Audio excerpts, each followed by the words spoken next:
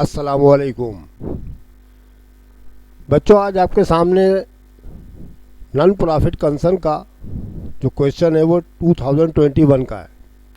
2021 के पेपर है ये। आपके 10 ईयर्स खोल लें, आप उसमें चेक कर लें। ठीक है, ये जो सवाल है हमारा, ये मैंने आपके सामने राइट कर दिया है। The following is the receipt and payment account of Insaniyat welfare society. ये इंसानियत वेलफेयर सोसाइटी इदारे का नाम है इनके, इसका हिसाब किताब है ये। फॉर द ईयर एंडेड दिसंबर 31, 2020, ये आपके सामने लिखा हुआ है। इसके रेसिट्स एंड पेमेंट्स आपको अकाउंट दे रखे हैं कि किस तरह पैसे वसूल किए इस इदारे वालों ने और कहाँ कहाँ इन्होंने पेमेंट्स करी है, सारा का हिसाब किताब इन्होंने दे रखा है। इसके अलावा एडिशनल इन्फॉर्मेशन भी आपके सामने हाजिर है। ठीक है, और रिक्वायरमेंट तो सिर्फ एक ही चीज़ मांगते हैं ये लोग, prepare and income and expenditure account at the end of the year.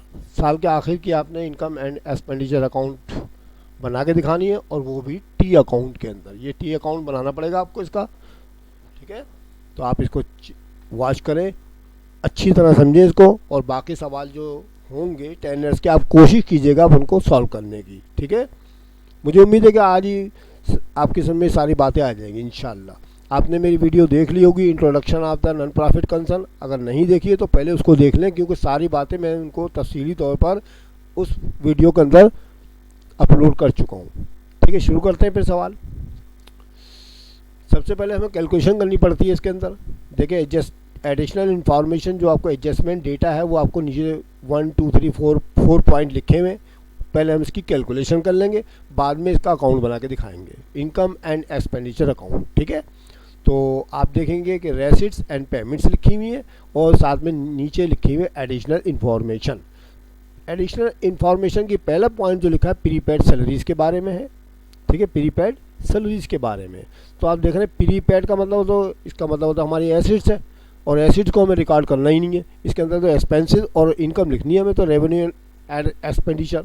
तो चुनाचे प्रीपेड की तमाम चीज़ें ऊपर वाले बैलेंस में से माइनस करी जाती हैं और पेबल वाली जमा की जाती हैं। 2016 का मैं अपलोड कर चुका हूँ, उसके अंदर जो है पेबल जो थी सैलरीज थी वो हमने ऐड करी थी। प्रीपेड की कोई भी शेयर आ जाया करे, कोई भी प्रीपेड एक्सपेंसेस आ जाया करे, वो हमें ऊपर की रकम में से माइनस करना पड़ता है। ठीक है, तो चुनाचे प्रीपेड लिखा से ऊपर देखें सैलरी पेमेंट में कितनी लिखी है। ऊपर सैलरी एक्सपेंसेस लिखा हुआ बेटा 18,000 रुपये। देखिए ये लिखा हुआ है सामने, मैंने आपको हाईलाइट कर दिया इसका 18,000 रुपये लिखा ना ये। अब उसमें से 3,000 रुपये हमें माइनस करने हैं क्योंकि प्रीपेड है।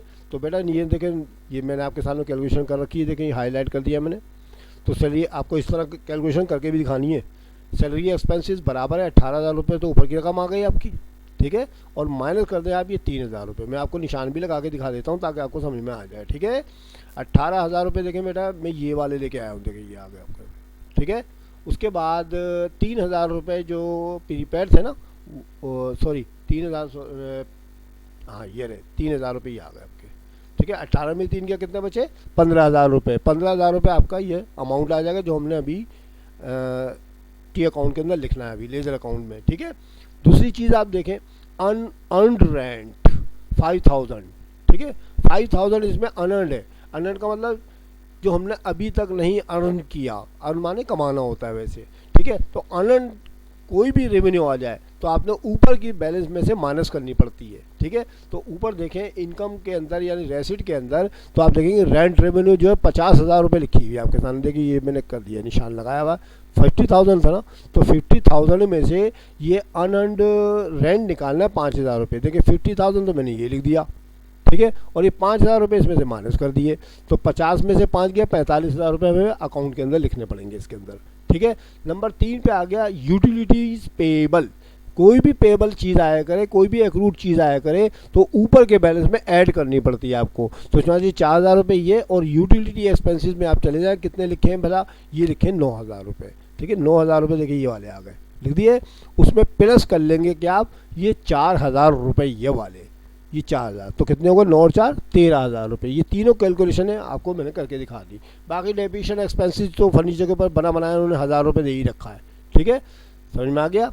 अच्छा, एक बात और सुन लीजिएगा, ये एक्सपेंसेस में पेमेंट्स में आप देखें ज़रा क्या क्या लिखा है। यूटिलिटी एक्सपेंसेस ये करना हमने हिसाब, और फ्री सप्लाई ऑफ राशन ये लिखना है हमने, और जनरल एक्सपेंसेस ये भी लिखने हैं, सैलरी एक्सपेंसेस ये भी लिखनी है। और ये फर्नीचर जो है ना बेटा, ये दरअसल एक एसिड्स है, एसिड्स को हम रिकॉर्ड नहीं करते इसके अंदर, हमें तो एक्सपेंसेस एंड रेवेन्यू लिखना है सिर्फ इसके अंदर, ठीक है। तो चुनाचे अच्छा एक बात और वजाहत कर दूँ, कई सवालों में भी मज़ीद आएगा कि यहाँ देखिए फ्री सप्लाई ऑफ राशन लिखा है ना, यानी कि राशन बांटा था उन्होंने गरीब लोगों को 20,000 रुपये का, तो ये तो हमने रिकॉर्ड करना है। इसके अलावा कुछ और भी अल्फाज आएंगे, जैसे सेविंग मशीन जो है पुअर लोगों को दे दी, गरीब लोगों को दे दी, या फिर विडोज़ को दे दी। तो ये तमाम चीज़ें जितनी भी होंगी ना मतलब फ्री में, तो ये लिखनी पड़ती है हमने, ठीक है, लिखनी पड़ेंगी। तो मैं आपको सारा का सारा हिसाब किताब बता दूंगा कहाँ कहाँ क्या चीज़ लिखनी है, समझ में आ गया। अब हम आते अपने अकाउंट की तरफ। स्टूडेंट आपके सामने देखें, सबसे पहले इनकम एंड एक्सपेंडिचर अकाउंट से पहले आपको इस इदारे का नाम लिखना पड़ता है, इंसानियत वेलफेयर सोसाइटी। सवाल ही हमारे देखें ऊपर भी लिखा हुआ है, आपको नज़र आ रहा है, इंसानियत वेलफेयर सोसाइटी, इसका नाम लिखेंगे। फिर उसके बाद इनकम एंड एक्सपेंडिचर अकाउंट की हेडिंग डालेंगे, और फिर फॉर द ईयर एंड दिसंबर 31, 2020 वो डिटेल देंगे। उसके बाद हम टी अकाउंट बना लेंगे हैं, हम थोड़ा इसको ऊपर कर लें ताकि आपको समझ में आ जाए। देखिए जिस तरह मैंने आपको इंट्रोडक्शन की वीडियो जो मैंने अपलोड कर दी है, उसके अंदर फार्मूला तरीक़ाकार सब कुछ प्रोसेस बता दिया था, उसके मुताबिक देखें एक्सपेंडिचर अकाउंट आपने लेफ़्ट साइड पे लिखना है, ये लिखा हुआ है, और राइट में लिखना है आपने इनकम यानी रेवेन्यू, ठीक है। अब हम सारी चीज़ें देखते हैं कौन कौन सी चीज़ें इनकम की हैं। इनकम का ताल्लुक जो होता है बेटा रेसिट से होता है, याद रखिएगा हमेशा, रेसिट का ताल्लुक इनकम से होगा, और ये एक्सपेंडिचर का ताल्लुक पेमेंट से होगा, याद रखिएगा। मैं निशान भी लगा के बता दूँ ताकि आपको दूर से ही नज़र आ जाए कि कौन सी चीज़ कहाँ कहाँ लिखनी है आपने। एक्सपेंडिचर का ताल्लुक पेमेंट से होगा, ठीक है, और ये इनकम का ताल्लुक आपको रेसिट से होगा, याद रखिए। हर सवाल में आपने यही करना है, आप हर सवाल इसी तरीके से करेंगे, बिल्कुल मैं आपको आसान तरीके से हर चीज़ कराने की कोशिश करता हूँ। ओके चले भाई स्टार्ट करते हैं फिर, ठीक है, स्टार्ट करते हैं हम इसको सवाल को फिर। तो सबसे पहले आप रेसिट में आ जाए, इनकम के हिसाब किताब में। यहाँ क्या लिखा हुआ है, ओपनिंग बैलेंस ये नहीं लिखना आपने, ठीक है, opening balance of the cash ही हम नहीं लिखते हैं इसके अंदर। रेंट रेवेन्यू, ठीक है, रेंट रेवेन्यू 50,000। दरअसल ये जो इदारा है ये रेंट के ऊपर मतलब कोई दुकान या मकान इनके होंगे इस इदारे के नाम, तो ये उसकी आमदनी लेते हैं, इसमें सब्सक्रिप्शन नहीं है, ठीक है, सब्सक्रिप्शन या वो चीज़ें नहीं है दूसरे सवालों में अक्सर होती हैं। तो रेंट रेवेन्यू कितनी 50,000, रेंट रेवेन्यू 50,000 है ना, ठीक है। अच्छा जी, अब मैंने अभी आपको नीचे हिसाब किताब भी करके दिखाया था, एडजस्टमेंट में जो बताया था, मैं आपको फिर दिखा देता हूँ ताकि आपको अगर याद ना रहा हो तो देखें। 50,000 थी ना, उसमें से 5,000 आपने 45,000 रुपये निकाल दी थी, कौन सी वाली भला, अन रेंट, ये में देखें 5,000 रुपये थे ना, ऊपर के 50,000 में से माइनस करके मैंने आपको हिसाब किताब पूरा ये वाला लिख के 45,000 का था, ये मैं लिख रहा हूँ यहाँ पर, ठीक है, ये आ गए 45,000, ठीक है, निशान भी डाल देते हैं चले ताकि आपको समझ में आ जाए। ये देखिए 45,000 रुपये आ गए। उसके बाद डोनेशन, ठीक है, डोनेशन देखेंगे आप तो डोनेशन आपके पास उसमें कोई एडजस्टमेंट नहीं थी, डायरेक्ट 40,000 आ जाएगी। अदर रेवेन्यू 10,000 डायरेक्ट आएगी, इसमें कोई एडजस्टमेंट नहीं थी। आप एक मतलब चेक भी कर लें, ऊपर चलते हैं हम ताकि आपको समझ में आ जाए। ये देखें ऊपर देखें, ये देखें डोनेशन 40,000 थी, देखें 40,000 लिखी हुई मैंने। अदर रेवेन्यू जो थी हमारी 10,000 थी, 10,000, इसमें कोई रद्दो बदल नहीं करना आपने, कोई चेंजिंग नहीं करनी है, बस रेंट रेवेन्यू में करनी थी, 5,000 रुपये माइनस करने थे आपने अनअर्न्ड रेंट के, ठीक है, हो गया क्लियर। अच्छा जी, उसके बाद हमने क्या करना है, इसको एडिशन कर लेनी है, ठीक है, एडिशन कर ले आप। तो एडिशन करते हुए देखेंगे कि इसका जवाब जो है 95,000 आपके सामने लिखा हुआ नज़र आ रहा है, ये ठीक है, सबको ऐड कर ले, 45 40 85 85 10 95,000 रुपये आ गए, ठीक है।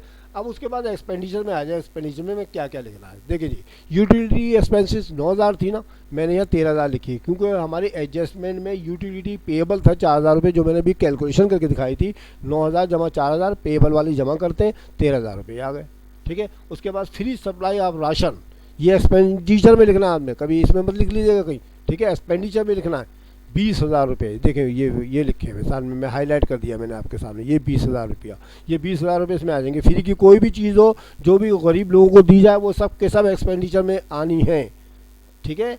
उसके बाद जनरल एक्सपेंसेस 12,000 रुपये है, तो ये देखिए सेम एज इट भी 12,000 रुपये लिख दिया मैंने। उसके बाद सैलरी एक्सपेंसेस का हमने हिसाब किताब बनाया था। अब यहाँ पर कितने लिखे हुए देख रहे हैं आप, सैलरी एक्सपेंसेस 18,000 रुपये लिखे हुए देख रहे हैं ना आप। तो यहाँ पर प्रीपेड सैलरी 3,000 रुपये मैंने अभी कैलकुलेशन में आपको माइनस करके दिखाई है। तो 18 में से 3 गया तो कितने बचे, 15,000 रुपये देखें, ये लिखे हुए मैंने आपके सामने, ये 15,000 रुपये लिखे हुए, ठीक है, अलग से करके दिखा रहा तो हाईलाइट में, ये 15,000 रुपये आ गए।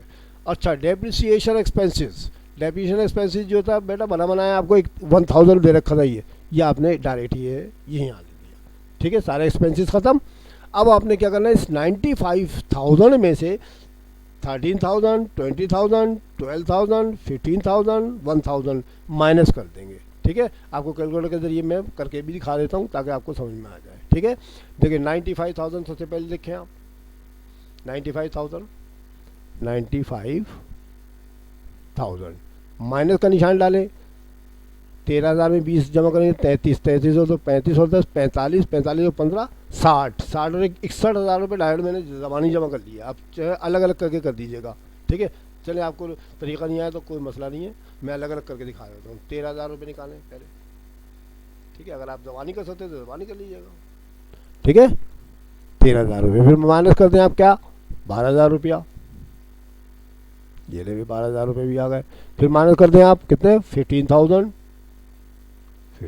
भी निकाल दिए। फिर माइनस कर दें 1,000 माइनस 1,000, तो बराबर का निशान डालें, 54,000 रुपये आ गया, ठीक है। 54,000 रुपये आपके पास, ये कुछ गलती हुई है मुझसे इसके अंदर, 13 और 20 61 54,000 गलत आया, दोबारा मैं रिवाइज करके दिखा रहा हूँ। तो मुझसे गलती हुई है कि 95,000 माइनस का निशान डालेंगे, 13,000 निकालें, थोड़ी बहुत गलती कभी कभी हो जाती है कैलकुलेशन में, माइनस का निशान डालेंगे, 20,000 निकाल लें, फिर माइनस का निशान डालें आप, और 20,000 के बाद आपने 12,000 निकालना है, 12,000, फिर माइनस का निशान डालें आप, 15,000 निकालना है, 15,000, फिर माइनस का निशान डालें, 1,000 निकाल दें, 1,000, बराबर का निशान डालें, 34,000। देखिए 34,000 आपके पास अब क्लियर आ गया, 34,000 ये कहलाएगा सर प्लस, क्योंकि प्लस का आया है ये। अगर ये प्लस का आया करे तो बेटा हमने इस साइड पे लिखना है, ठीक है, एक्सपेंडिचर अकाउंट के अंदर, क्योंकि ये इस साइड पे लिखेंगे तो हमारा सरप्लस क्लोजिंग बैलेंस आ जाएगा। ये बैलेंसिंग फिगर जो आया करेंगी प्लस में अगर आया करे तो आप इन्हें इधर लिखना है, अगर ये माइनस के निशान के साथ आया करे तो आपने इस तरफ लिखना है, इस तरफ राइट हैंड की तरफ, ये कहलाती है डिफिसिट, ठीक है, नुकसान हो गया, ये फ़ायदा हुआ है, ये सरप्लस कहलाएगा। फिर ज़ाहिर है 95,000 हम यहाँ भी लिख रहे हैं, 95,000 क्लियर हो गया, बैलेंस बराबर हो गया हमारा, ठीक है। तो उम्मीद है समझ में आ गया होगा, ठीक है। अच्छा, अगर आपको मेरी वीडियो अच्छी लगी हो तो उसको अपने दोस्तों को, साथियों को शेयर करें, ठीक है, लाइक करना मत भूलें। इंशाल्लाह अगली वीडियो में फिर आपसे मुलाकात होगी, तब तक के लिए खुदा हाफिज़।